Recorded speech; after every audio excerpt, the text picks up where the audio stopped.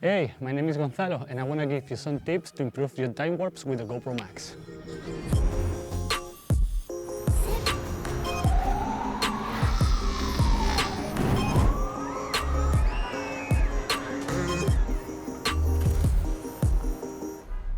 To film a time warp with the GoPro Max, I recommend to use a selfie stick.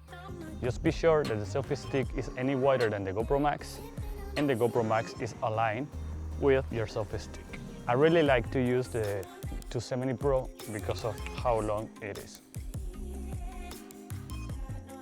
It allows me to get a better view in every single angle. My go-to settings are speed between 15 and 30x, exposure minus 0.5, white balance between 5000 and 5500, minimum ISO 100 and maximum ISO 400. The time in the day we choose to film our time warps is also important. I like to film in sunny days with clouds to get a bit of movement in the sky. Sunsets, and if it's in a city, my favorite moment is the blue hour.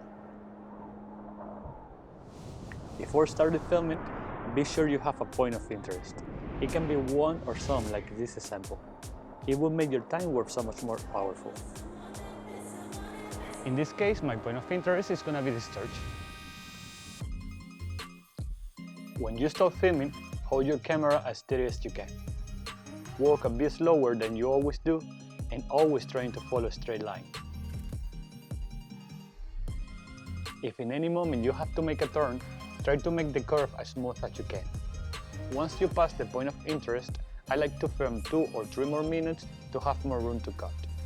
Once you finish filming the time warp, you just have to do the reframe in the way you like the most. You can use the computer or the GoPro app in your phone. If you follow all these steps, you should get something like this.